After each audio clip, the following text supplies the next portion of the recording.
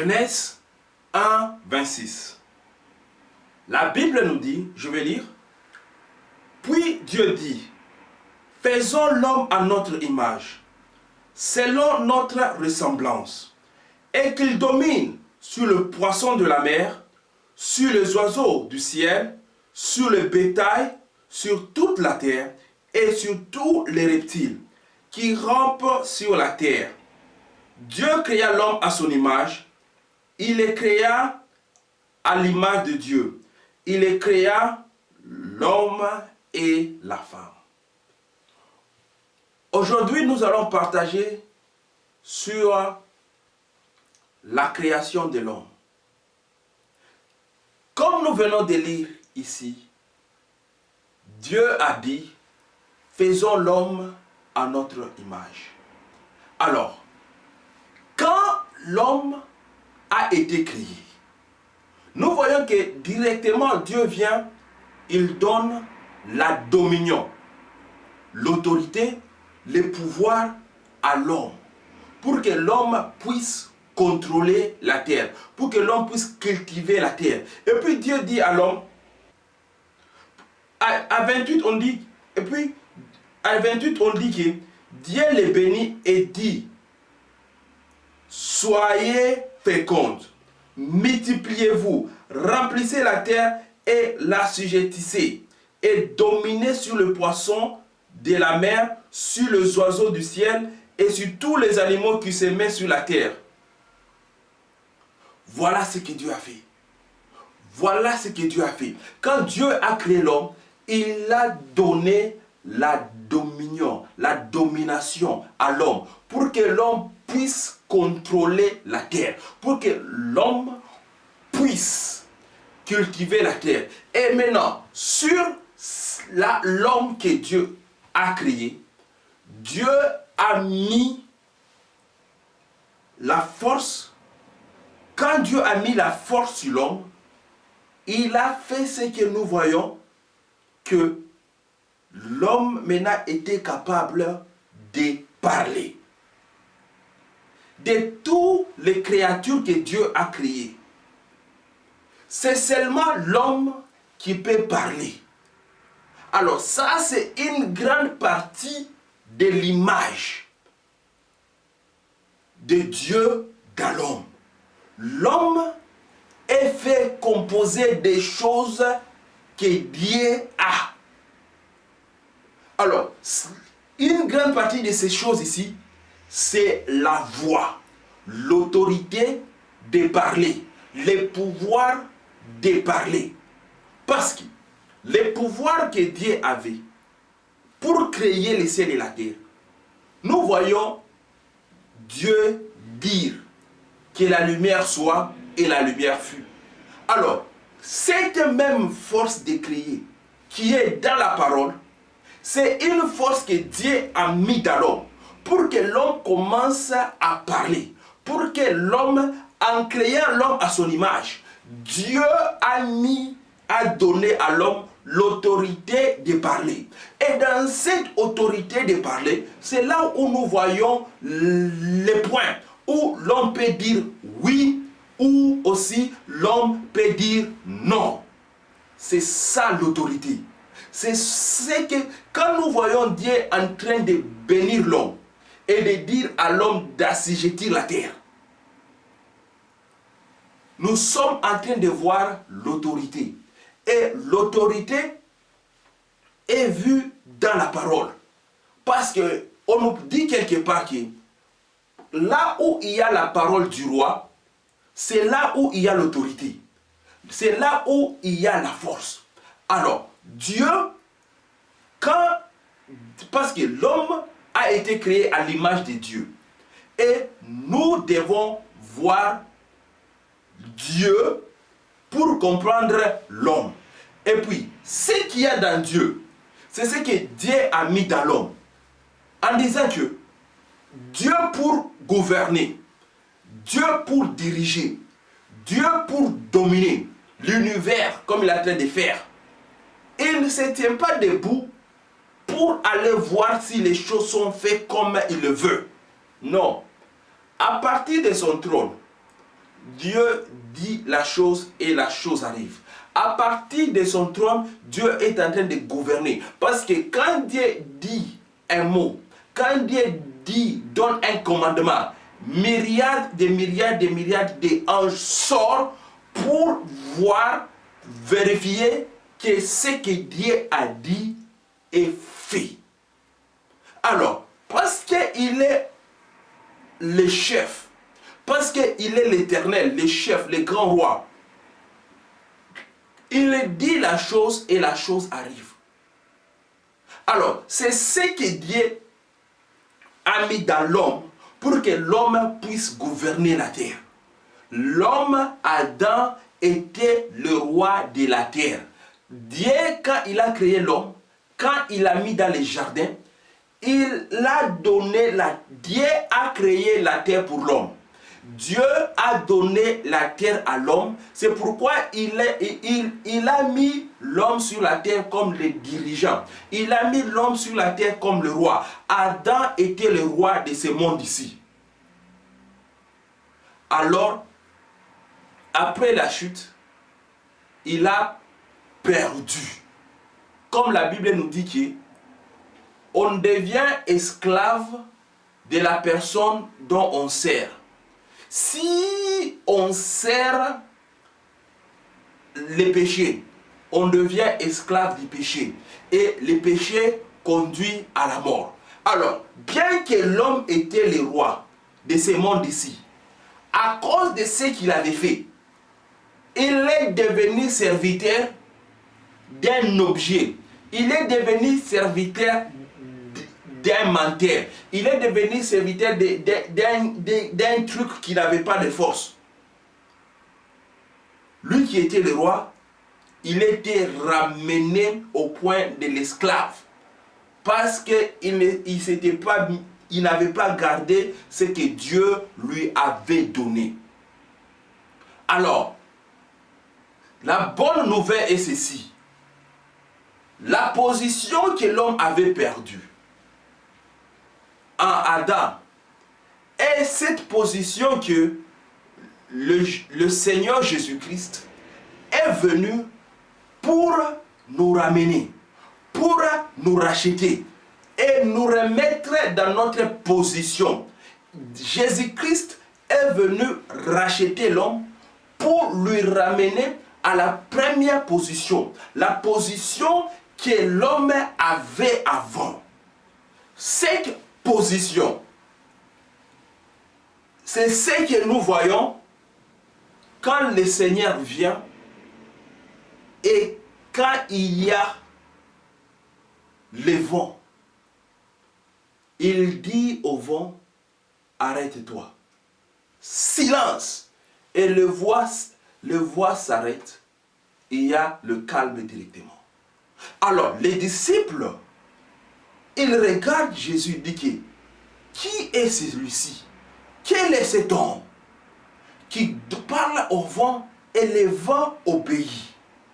Alors, quand les disciples étaient venus réveiller le Seigneur du sommeil en lui disant, Seigneur, nous sommes en train de périr, il les a dit, pourquoi avez-vous peur?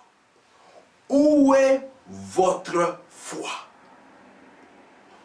Pour nous dire que quand lui il s'est mis debout et qu'il a commandé au vent de s'arrêter, c'était la foi.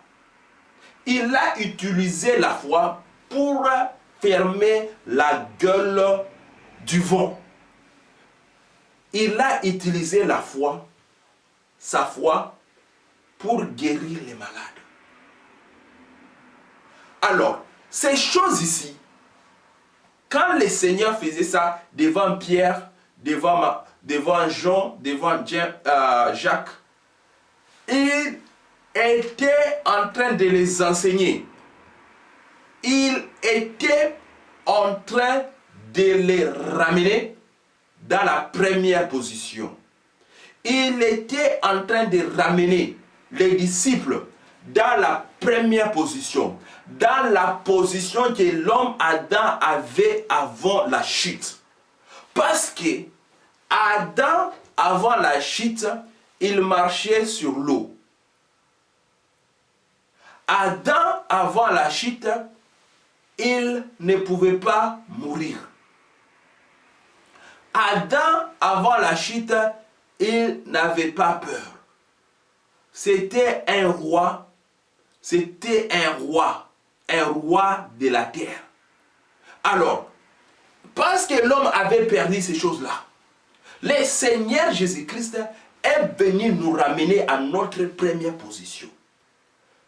C'est que quand on écoute le Seigneur, quand on accepte la parole de Dieu, et quand on commence à marcher avec lui, il est en train de nous transformer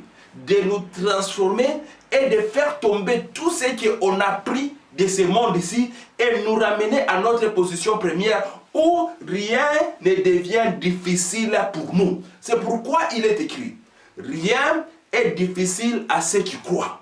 Maintenant, pour nous, pour qu'on puisse revenir à notre première position, l'image que Dieu nous avait faite, nous devons croire.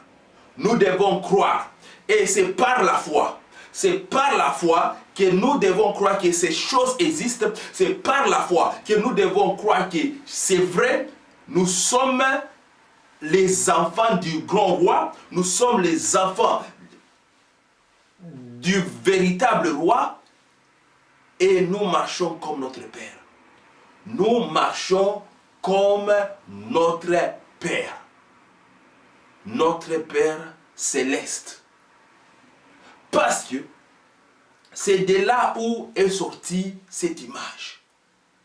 Dieu n'est pas venu pour créer un homme qui tombait et qui mourait à 2 ans, 20 ans, 17 ans, 18 ans. Non, ça c'était pas le plan de Dieu.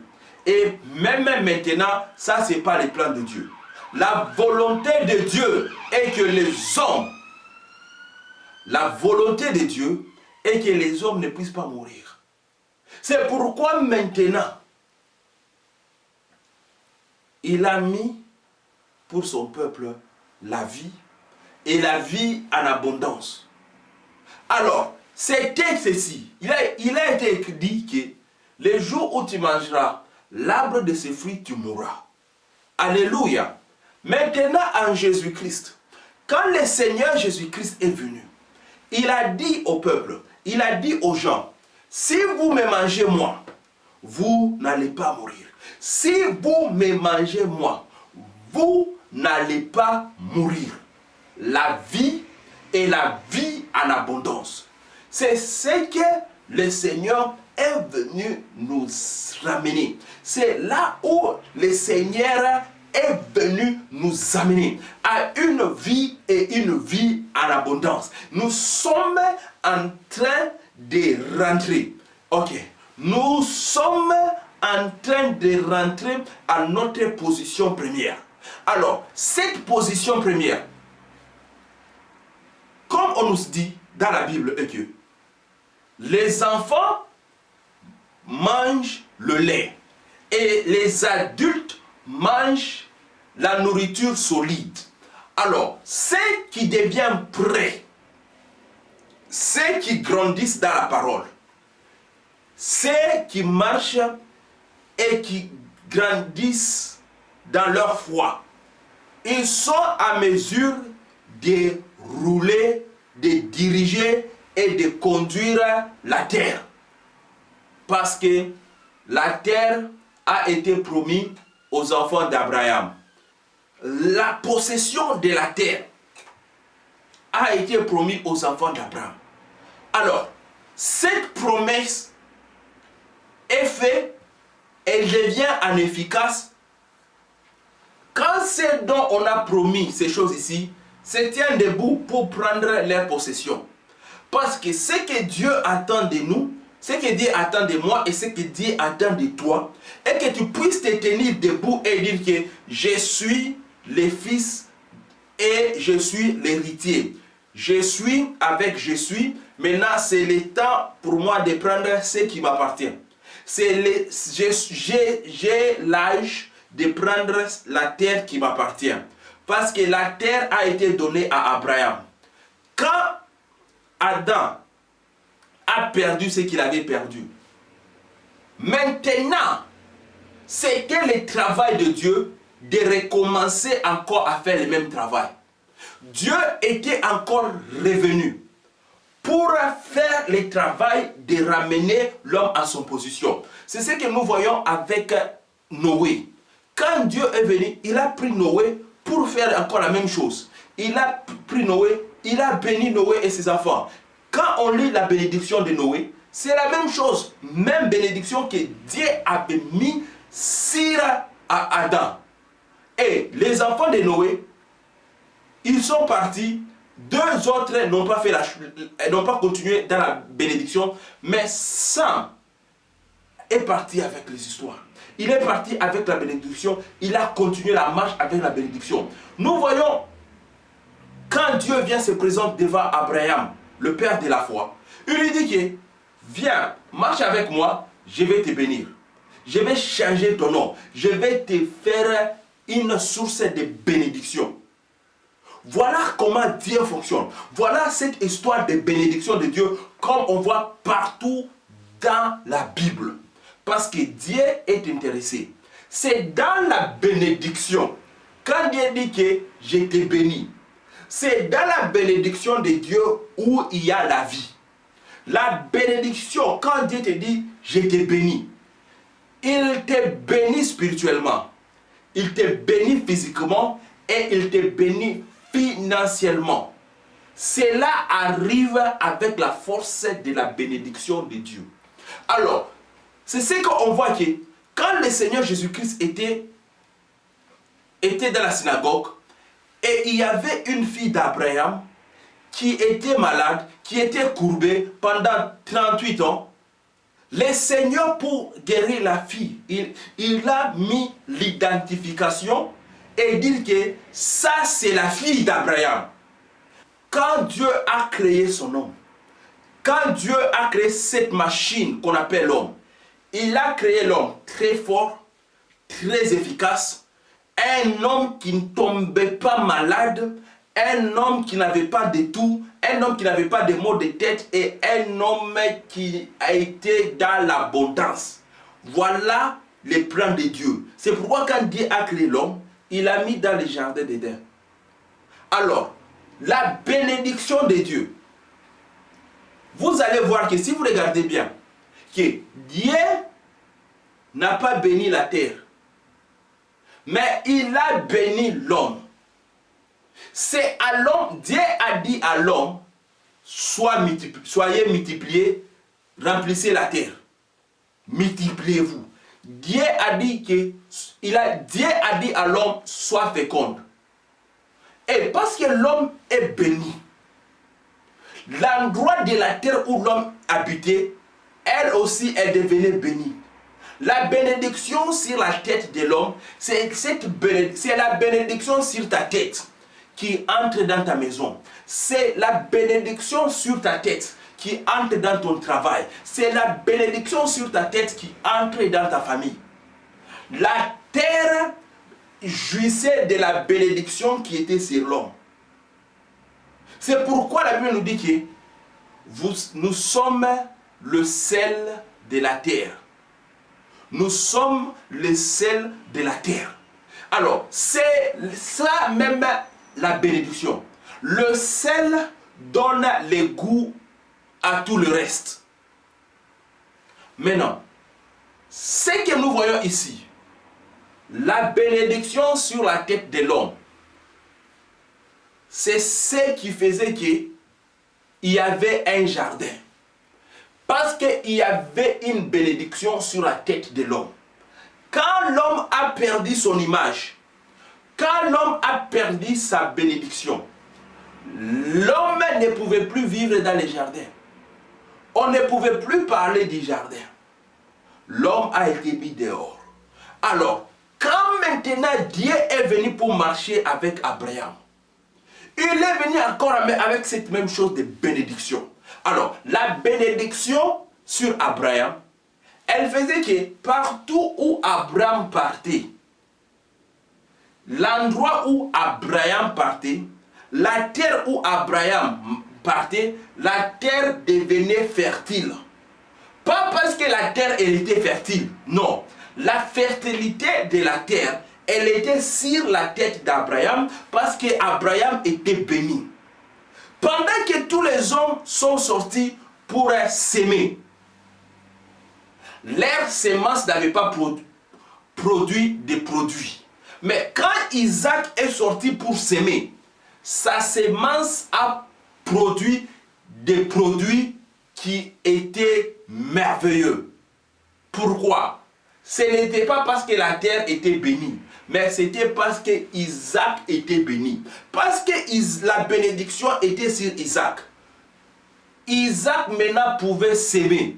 Et la semence d'Isaac produisait une bonne récolte. Mais les jours que Isaac est parti s'aimer, c'est les mêmes jours que les gens du pays étaient aussi sortis pour s'aimer. Mais à cause de la bénédiction d'Abraham, qui était maintenant sur la tête d'Isaac, il y avait une grande production. C'est cette même force que nous voyons dans la vie de Jacob. Quand Jacob est parti travailler chez Laban, les brebis de Laban produisaient de bonnes choses. Les camps de Laban étaient devenus grands. Pendant que les camps des autres gens diminuaient, ce que Jacob faisait était en train de grandir.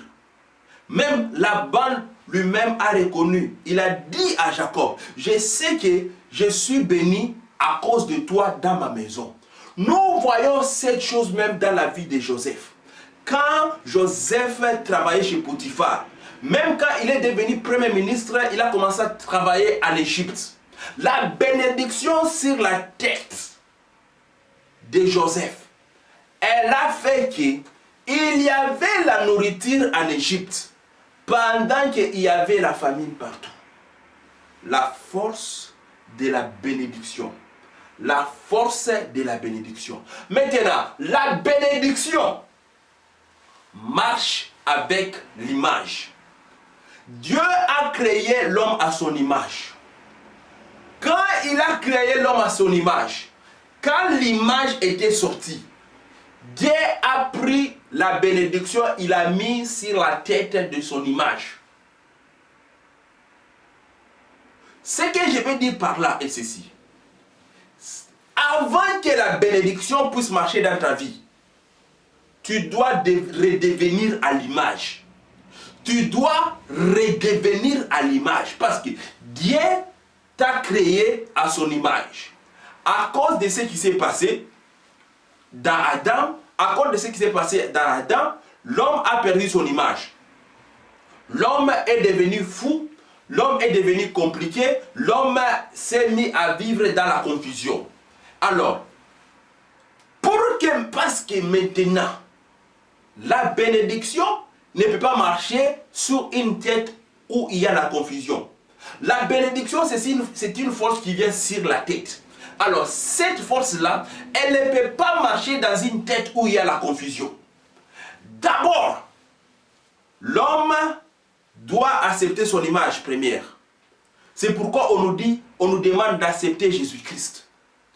C'est pourquoi on nous parle d'accepter Jésus-Christ. Parce que quand tu acceptes le Seigneur Jésus-Christ, l'image de Christ prend ta place.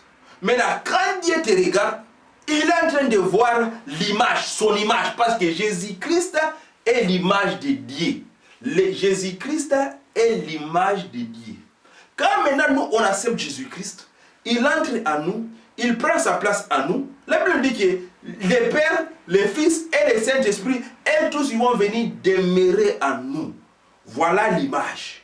L'image. Maintenant tu redeviens à l'image de Dieu en acceptant le Seigneur Jésus-Christ, l'Esprit de Jésus en toi. Et la bénédiction commence à fonctionner sur ta tête.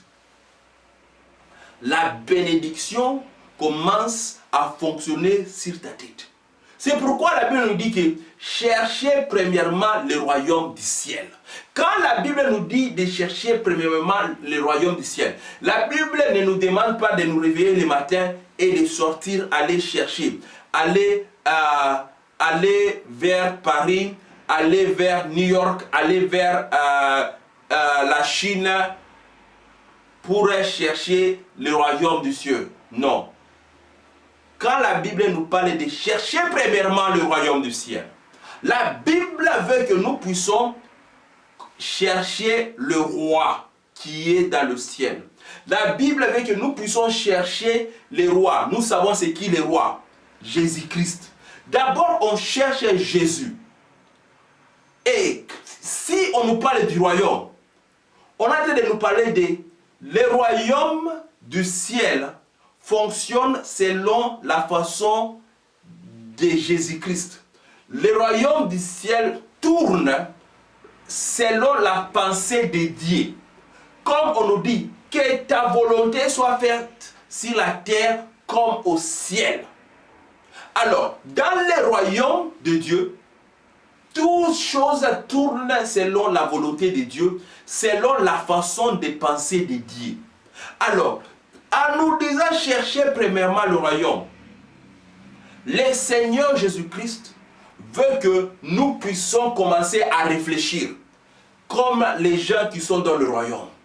Pour que nous puissions réfléchir comme lui, comme Jésus, nous devons d'abord l'accepter lui, marcher avec Jésus et écouter l'enseignement de Jésus.